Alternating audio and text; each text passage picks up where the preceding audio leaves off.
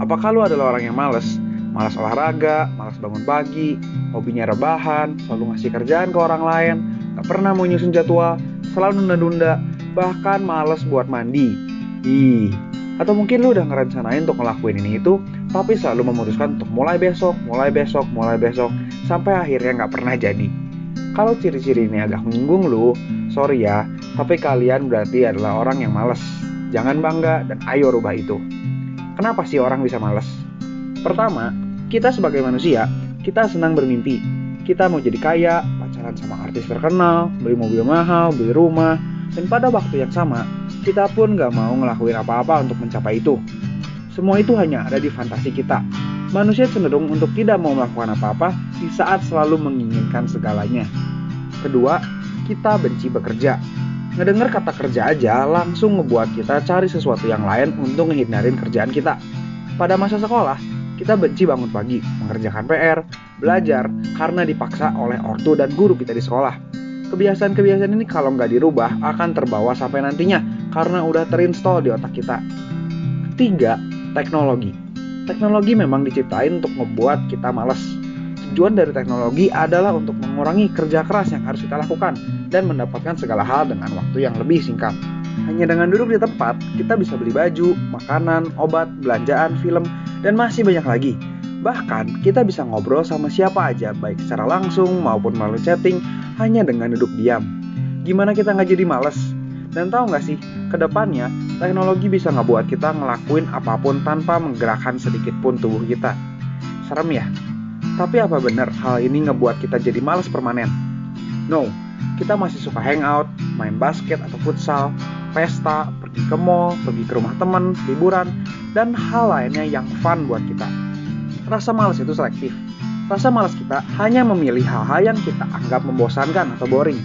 Lu harus ingat kalau rasa malas itu bukan penyakit, tapi itu adalah excuse atau alasan. Kita suka mimpi untuk jadi sukses, tapi kita nggak pernah mau kerja. Tapi saat kita dikejar-kejar anjing, kita bakal semangat banget buat lari. Kenapa tuh?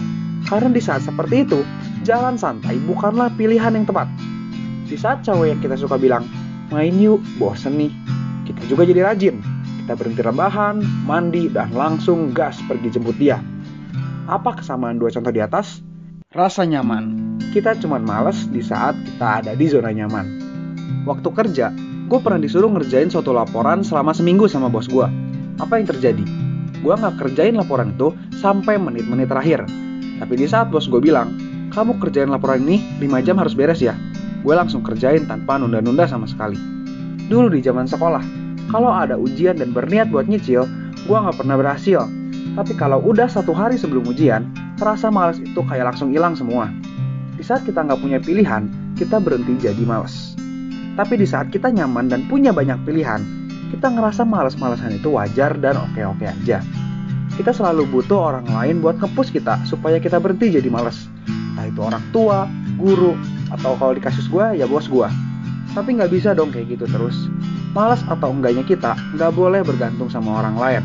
Jadi harus gimana dong? Oke, langkah pertama, take control of your life. Ambil kendali atas hidupmu sendiri. Semua orang hanya memikirkan kesuksesannya masing-masing. Orang tua lu selalu mendoakan yang terbaik buat lu. Teman-teman main lu selalu mau bikin lu seneng. Tapi sebetulnya mereka gak 100% peduli sama kesuksesan lu. Kalaupun lu gagal, mungkin untuk beberapa lama mereka ikutan sedih. Tapi cepat atau lambat, mereka pun pasti move on. Ini artinya nasib hidup lu sepenuhnya ada di tangan lu. Nasib hidup lu 100% tanggung jawab lu. Langkah pertama adalah sadar kalau kita harus menjadi tuan dalam hidup kita sendiri. Take control of your life. Langkah kedua, jadilah disiplin dan ambil pilihan yang benar. Ada sebuah quotes yang bilang, keraslah pada dirimu sendiri, maka hidup akan melunak kepadamu. Sebagai tuan atas hidup kita sendiri, kita harus selalu nge-push diri, paksa diri keluar dari zona nyaman. Marah sama diri sendiri kalau kita ngabisin waktu buat hal-hal yang gak guna.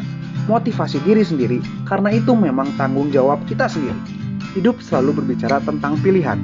Di saat kita belum belajar buat ujian, kita punya 2 pilihan. Matiin HP dan langsung belajar, atau main game online sama teman-teman sampai subuh. Rasa malas adalah pilihan di saat kita memilih untuk tidak bekerja. Mudahnya, di saat kita dihadapkan dengan pilihan, tanya sama diri sendiri, mana pilihan yang akan membuat kita jadi lebih baik. lalu pilihlah pilihan tersebut.